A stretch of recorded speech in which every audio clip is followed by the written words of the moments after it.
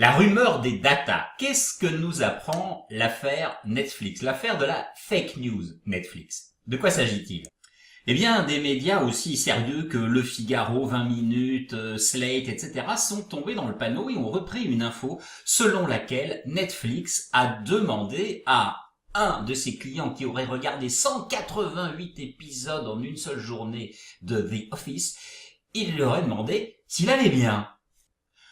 Ils lui en ont pas vraiment voulu, ils ont apprécié la sollicitude de Netflix, sauf que Netflix a réagi avec un tweet en disant c'est une rumeur totale, un hoax comme on dit sur internet, c'est faux, c'est une histoire complètement inventée mais qui tourne depuis des mois et des années, mais Netflix ne va jamais s'intéresser à ce que regardent ses clients. Numérama, qui a enquêté, s'est rendu compte que tout démarre le 11 décembre 2017 en Australie. Là-bas, le community manager de Netflix poste un tweet dans lequel il demande aux 53 personnes qui ont regardé Christmas Prince, le film, un vrai navet, de tous les jours pendant les 18 derniers jours, j'ai une question à poser. Est-ce que quelqu'un vous a fait du mal? C'était une petite blague, un post bien sympa, sauf que, eh bien, ça prouve une chose, c'est que Netflix regarde ces statistiques. C'est normal, me direz-vous, toutes les entreprises font ça, sauf que, voilà, on est en pleine ambiance sur la suspicion en matière de data. Qu'est-ce que les entreprises font des données qu'on leur donne et qu'on leur confie? Et c'est comme ça que quelque chose qui, a priori, est plutôt bienveillant, un tweet un peu sympa pour établir une connivence avec ses clients, devient tout à coup quelque chose de suspect. En fait, ça nous apprend qu'il y a trois types de données. Le premier type de données, c'est la statistique qui laisse le client totalement indifférent, parce qu'il peut la reconstituer lui-même. C'est l'entreprise qui calcule un panier moyen d'un client, le chiffre d'affaires par client, etc., etc. C'est classique, c'est relativement neutre. Deuxième type de statistiques, ce sont les statistiques qui deviennent déjà des données. On peut commencer à analyser par exemple le parcours d'un client. Cela révèle des intentions, des préférences d'une personne.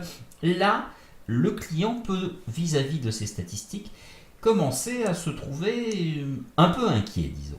Troisième type de statistiques, les données qui deviennent vraiment influentes, qui peuvent avoir des conséquences sur la façon dont il va se comporter lui-même. C'est par exemple les moteurs de suggestion sur Amazon.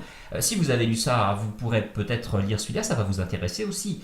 Ça peut être aussi ce qu'on appelle maintenant les données prédictives.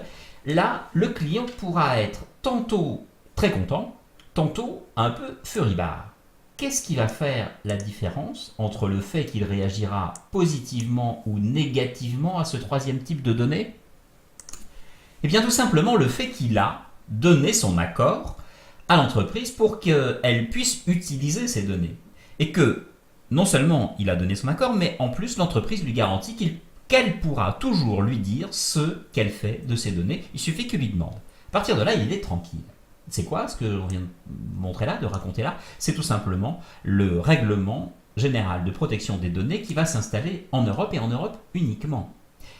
On peut donc se demander si ce règlement général des données qui va créer cet effet tranquillité ne va pas devenir en matière de perception du consommateur un véritable avantage compétitif pour les entreprises qui le mettront en œuvre, parce qu'il créera un effet tranquillité. Les gens sauront ce qu'on fait de leurs données. Et donc, Netflix pourra continuer à nous faire des petites blagues. Ça ne deviendra pas des rumeurs méchantes.